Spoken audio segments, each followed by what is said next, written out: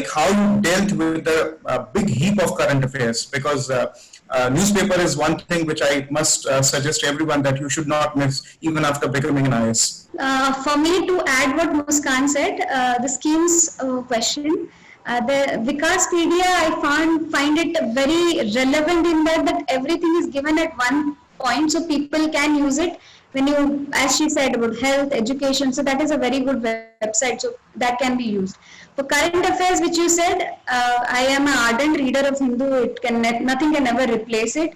So I always follow that, and people have to understand that when certain organizations, imagine National Investigation Agency is in news. So I used to make some short notes on that specific topic.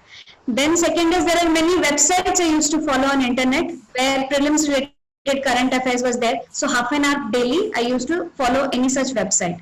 Then there are many current affairs material which is available in the market. I used to follow two only. I did not overwhelm myself with every and other things which is available, because some of the time it gets repetitive. So I used to follow that. And at the end, quiz. I used to solve many quizzes online. 1 hour daily was devoted to solving quizzes, because that's how you remember things more easily. So that is how we dealt with current affairs on daily basis. What is your take on this, Muskan? So for me, newspaper was kind of non-negotiable. I would start my day by reading the newspaper itself. And then secondly, I refer to the consolidated magazines which are available for all year round.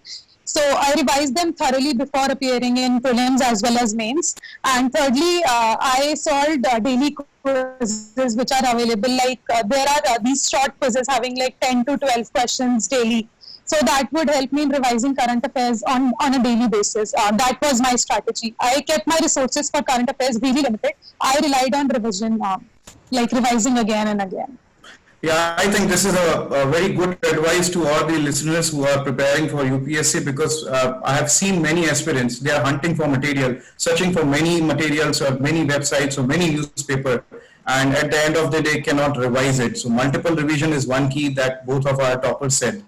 Now coming to the gigantic part of the UPSC, and that I think the most selective part, because ultimately 80% of your selection depends upon how you write. And that is what you are being tested in the mains examination. 1750 marks war is there. I must say it a war, because it is a war, and you have to, write very good. Because as many a time Dr. Khan used to say that whenever you clear the prelims, you are on equal footing with each other. Now, how better you present yourself, that is the case for you.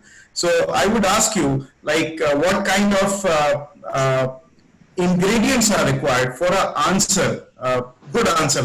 How you frame your answer, you weave your answer? When I started answer writing tests, I was very, very, very poor. I should make it very clear. My introductions, I am an ICSE student, so I have a habit of writing too much. My introductions would be like 7 to 8 lines. And how you improve upon that is, whatever the question is, directly taking the keyword and writing an introduction of 2-3 lines. That is what I learned through my whole process of test series writing. That is my improvement, and it happened really at the later stage.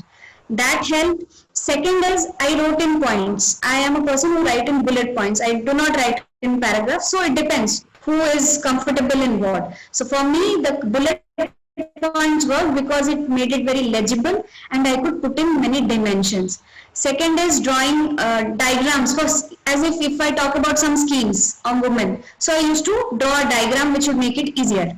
Third is the conclusion I used to make, it was always a positive conclusion. My conclusion was always way forward with some of the other schemes, like I'll talk about women issues. Then when I end it, I say that Ministry of Women and Child Development are doing this and this, so we have a scope, we'll be doing that. But crisp. So this crispness and conciseness which was brought into my answer writing was a result of a long test series and writing practice which I did. So that is what helped me, I suppose, for the mains.